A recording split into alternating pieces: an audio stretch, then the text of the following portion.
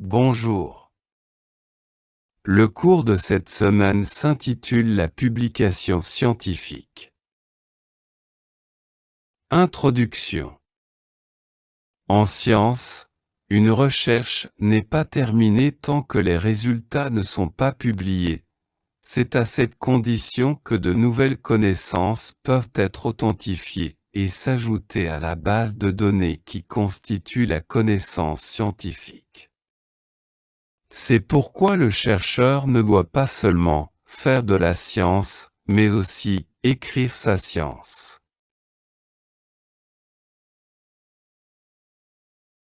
Avant de rédiger, on se pose certaines questions. Quels seront les points principaux de l'article? Que signifient les résultats? Qu'est-ce que votre recherche vous a appris?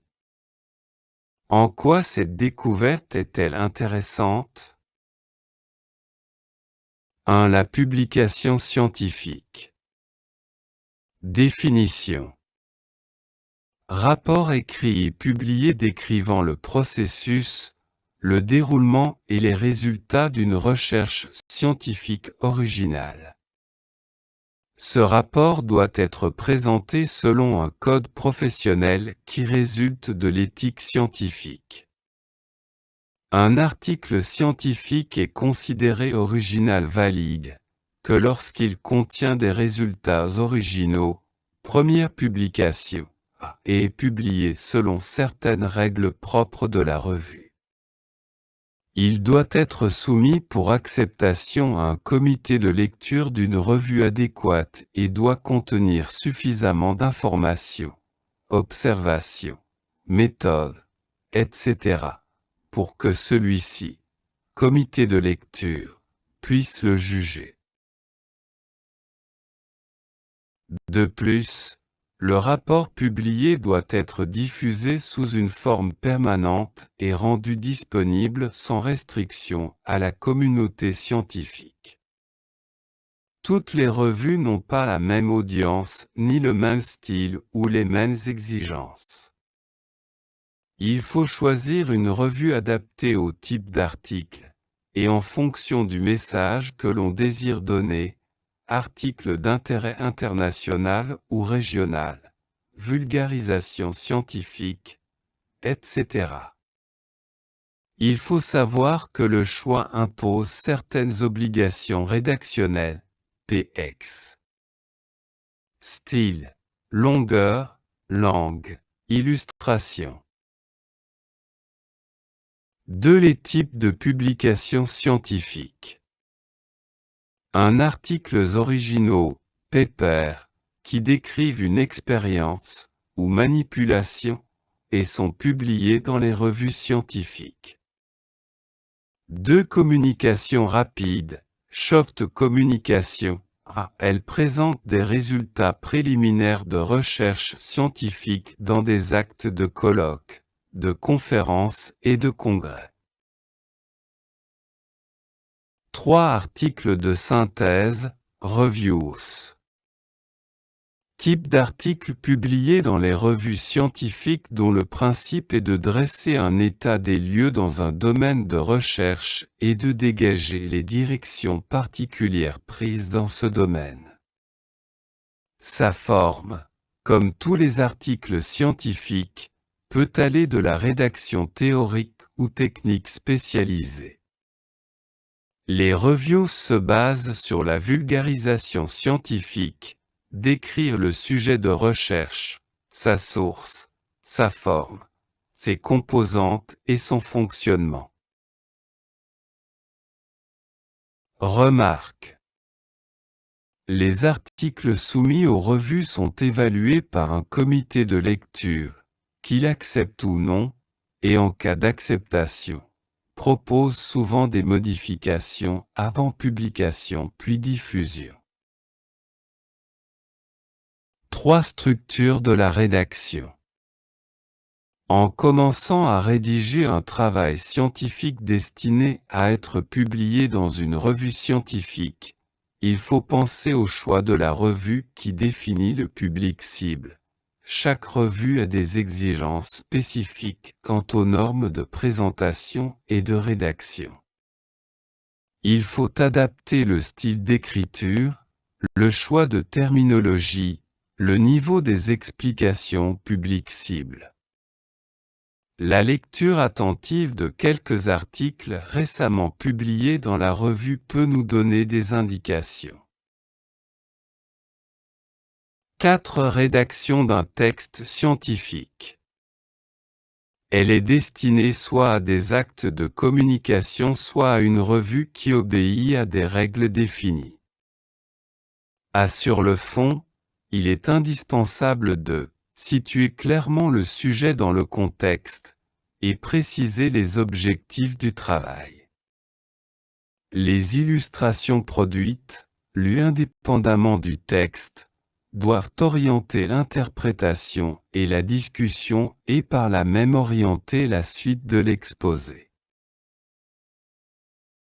B. Sur la forme, il convient de suivre exactement les indications données par les instructions aux auteurs, longueur du texte, marge, police, style, taille, pagination, numérotation des paragraphes, exécution des tableaux et figures, présentation de la bibliographie, respect des unités et des règles de nomenclature. Dans un article scientifique, on doit mentionner dans l'ordre la page de garde, on y trouve titre de l'article, bref, précis, attirant, un nom et prénom de auteur ainsi que leur affiliation et leurs coordonnées. Un résumé. Les revues recommandent généralement un résumé d'une longueur limitée, 150 mots, 10 lignes, pour des articles correspondant à 8 à 10 pages. Dans le cas d'un article limité à 6 pages, il ne faut pas dépasser 6 à 8 lignes. Le résumé doit être une mini-version de l'article et doit être rédigé au début de l'article. Il doit donner un aperçu de chaque étape principale, chapitre, section, de l'article, suivi des mots-clés, 0,5. Le résumé contient l'état des connaissances actuelles de la question posée, généralité. La méthodologie utilisée. Les principaux résultats. 2/Introduction. Elle situe le problème, l'expose, insiste sur son importance. Le but d'une introduction est de présenter une question intéressante, de placer l'étude dans son contexte et d'offrir au lecteur un premier aperçu du travail réalisé. On reformule le sujet de recherche sous forme interrogative qui interpelle le lecteur. On part du général au particulier pour cerner le sujet en détail et enfin, clôturer l'introduction par un bref résumé de l'expérience. Placer la recherche dans son contexte et parler des contributions des autres chercheurs dans le domaine de recherche.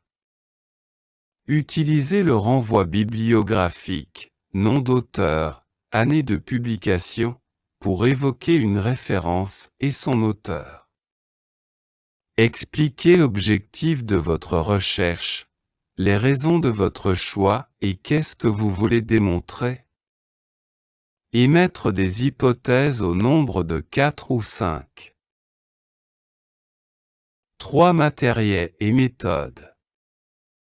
Le rédacteur fournit tous les détails qui ont permis la recherche, site d'étude, espèces étudiées, techniques d'échantillonnage, dispositifs et traitements expérimentaux, techniques d'analyse physico-chimique ou statistique, nomenclature, appareillage, etc. Lieu de l'étude. Résumé de la méthode et du plan expérimental. Le matériel utilisé. Présentation et déroulement de la procédure. Dispositif expérimental jusqu'à la conduite d'essai. Suivant un ordre chronologique. Données recueillies. Procédure de recueillir les données.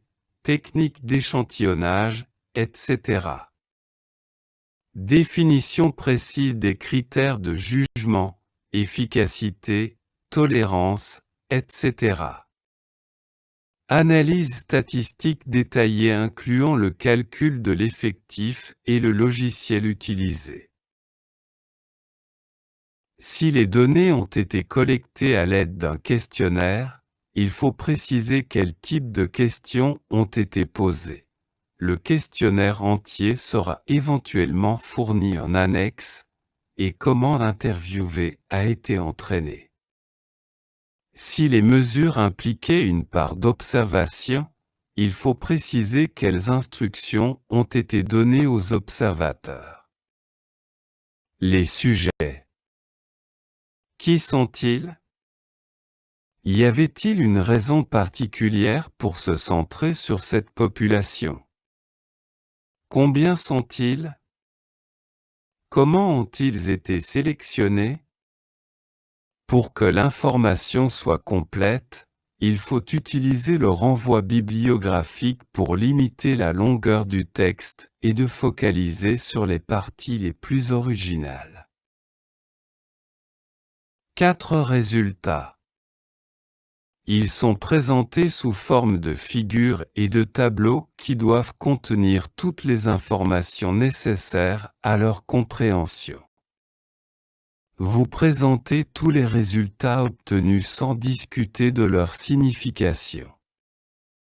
Il faut mettre un titre au tableau, au-dessus, et aux figures, en dessous. Identifier les axes et préciser les unités des graphiques et les figures. 5 discussions.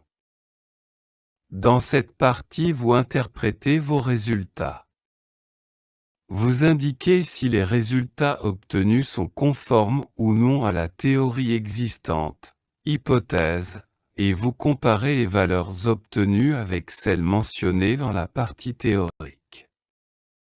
Vous analysez vos résultats et expliquez les écarts avec la théorie. Vous interprétez la valeur des résultats et vous dites s'ils sont significatifs ou non. Il est essentiel d'indiquer toutes les références dans le texte. La discussion doit constituer un miroir de l'introduction. En quoi les résultats répondent-ils à la question initiale? Sont-ils en accord avec l'hypothèse? Résumé et principaux résultats. Discuter la méthodologie, comparer avec la littérature, documentation. Discuter les résultats et tenter de les expliquer. 6 conclusions. Dans cette partie, vous résumez les principaux résultats, vous donnez une appréciation générale de l'expérience effectuée et vous mentionnez des améliorations à apporter si vous le jugez nécessaire. Opinion personnelle. Discuter les principales limites du travail, suggérer des pistes de recherche supplémentaires, conclure sur ses propres résultats, placer ces résultats dans une perspective plus large. On peut mentionner certaines des faiblesses de l'étude et ce qu'il faudra améliorer en vue d'études futures. Cette barre oblique référence. Dans la liste de références, vous inscrivez par ordre alphabétique de nom d'auteur, toutes les références mentionnées dans le texte en suivant les normes. Le lecteur peut y trouver les copies du matériel utilisé dans l'expérience, trop volumineux pour être inclus dans le corps du texte, questionnaire, échelle d'attitude, photographie ou dessin de l'appareillage utilisé ou de l'environnement expérimental. Ces détails permettent à tout lecteur qui le désire de répliquer votre étude. Dans une seconde section, vous pouvez inclure des résultats périphériques ou trop détaillés pour être présentés dans la section Résultats. Le lecteur averti pourra ainsi analyser vos données en détail. Merci pour votre attention.